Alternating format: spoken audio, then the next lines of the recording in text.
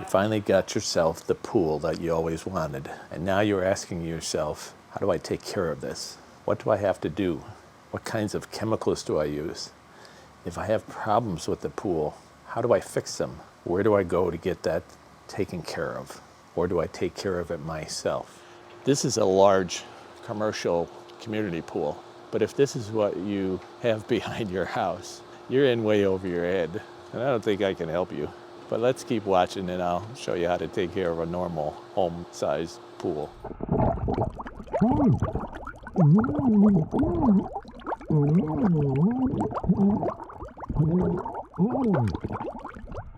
My name is Jerry, and I have owned pools for a long time. It's not hard to take care of them, and you can do it too.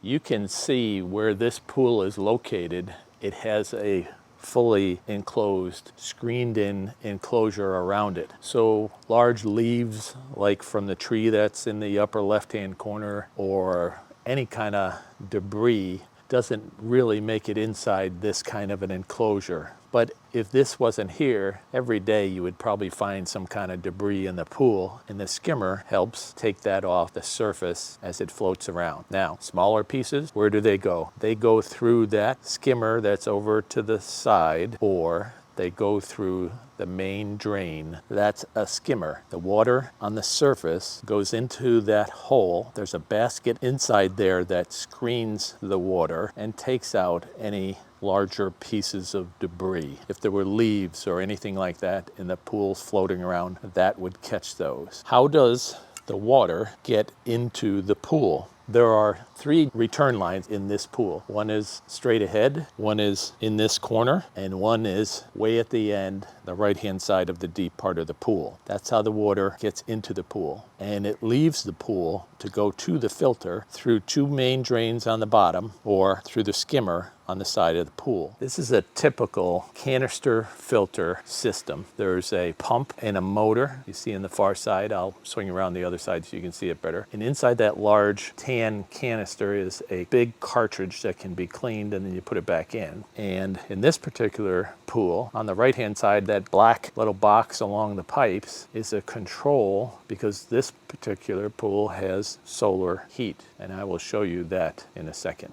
In the middle of the panel are circuit breakers for the lights, as well as for the pool pump filter or the pool pump motor. On the upper right-hand side, you see the round yellow clock that spins based on the time of day. There are 2 little tabs that you adjust on there. One turns on the motor, one turns off the motor. So that controls the pool pump motor. This is the controller to the solar heat. There's a thermostat with a dial inside that senses what the water temperature is in the pool. And when it is cooler than the setting is, there is another setting on the roof. The controller realizes that there is heat available. The thermostat says there should be more heat, and it now activates the valve that pushes water from the system up to the solar panels. It gets heated and then comes back down. You can see the handle turning on the solar controller. That just blocked water from going up to the solar panels. If the controller for the solar decided that the pool is too cool and there is heat up on the roof where the solar panels are, then it would turn that handle like that. It will block the water from traveling straight on through, and now you can hear the water starting to go upstairs. They go into the solar panels, it gets heated there, and then it goes back into this pipe that's right alongside, and then into the pool as warm water. You can see on the roof the solar panels. They are small holes through ribbon-like material that the water flows through, and the black plastic gets hot in the sun and heats the water. And then eventually the water goes back down those 2 pipes, heated. Naturally, the cool water comes up through the other pipe and through the system. It makes a big circle. Now up there, you can't see it, but there is a sensor that tells the controller how much heat is up there, or at least that heat is available. So when the thermostat calls for heat, if there is heat available, it will make the solar heat valve turn and push water up there. And when it gets as warm as it's supposed to be, that valve closes, and all of that water that's up there drains out. There is a valve that's up there that's automatic that opens up and lets air into the system and lets it drain back down into the pool. That's critical, because in places where it is colder, where things can freeze, you don't want the water up in those skinny little tubes where it could freeze overnight.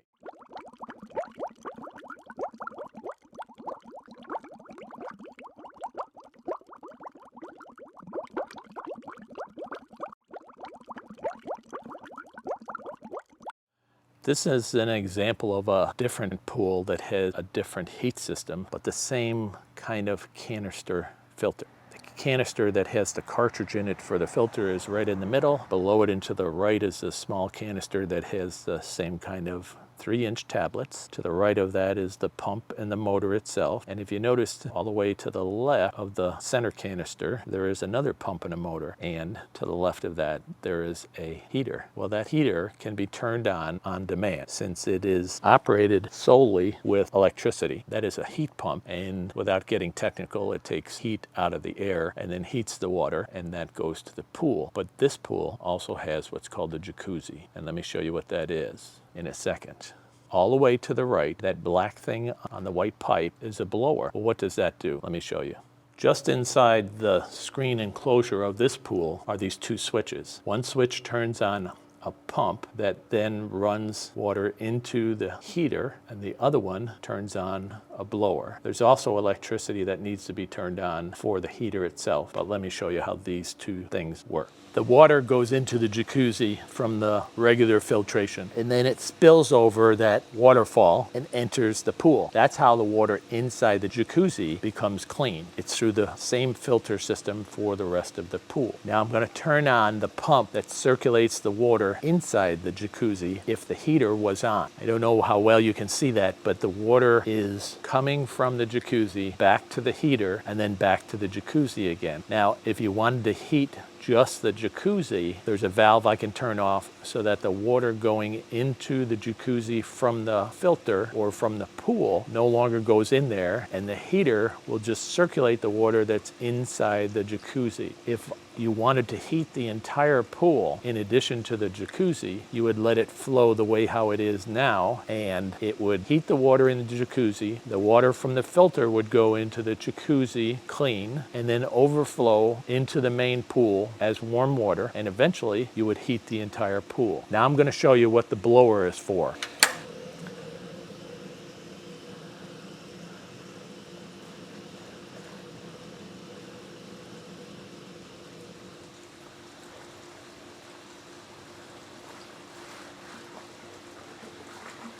When you're in the jacuzzi with the heat on and the blower on, it is like being in a whirlpool bath, and that's what this is designed to do. So that is an option that's available on some pools, and this pool has that.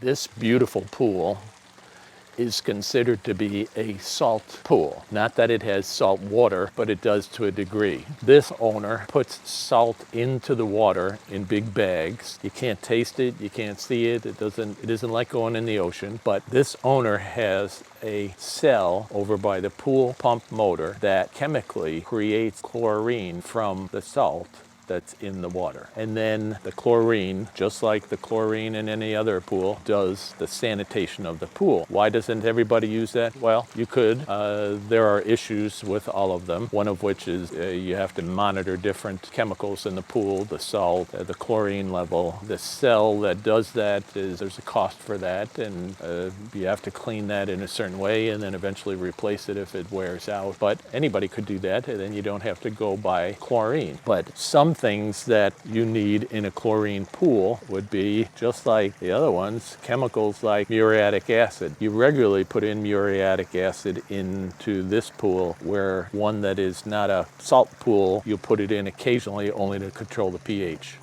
This system just causes more issues with the pH.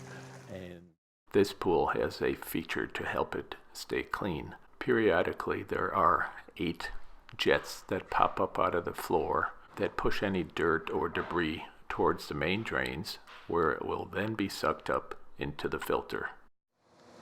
This is the mechanical end of this pool, and you can see to the left there's a heater, conventional heater. This pool also has solar on the roof, and in that large canister in the middle there are 4 of those canister filters that you see right in front of it. That's an old one that he had. He gave me that to show, so he only has to clean those once every 6 months. Pulls the top off, cleans each of those filters, puts them back in. That's different than some other ones where you have to clean them weekly. So that's an option. But this right here is what causes the salt to be turned into chlorine. The water passes through there, and there's a membrane in there and some other components, and magic happens, and that turns into chlorine. Now, I said that occasionally that needs to be replaced. Here's an old one that he has, and he had to replace it after a number of years, and I'm not sure that you can see too well in there. There's a plate in there, and the water passes through there and somehow turns that, you see it on this end too, turns that into just chlorine instead of just salt. And occasionally he has to add more salt in as it is needed, but that's the way how this one works.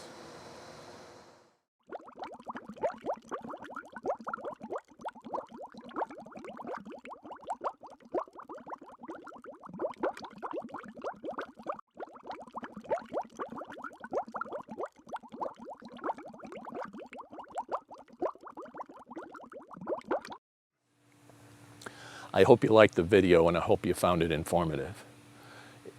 If you did, right there in that corner there's a little box that says subscribe. Just click on that. You can subscribe to my channel. Below that, there's a little bell. Click on that. That will give you notice whenever I put out another video, or share it with a friend or your neighbor who's got a pool. Or below, there's questions and comments that you can write. I check those regularly. If you have any of those, I'll try to answer them. Thanks for watching. I appreciate your coming, and congratulations on your new pool. I hope you enjoy it. Bye now.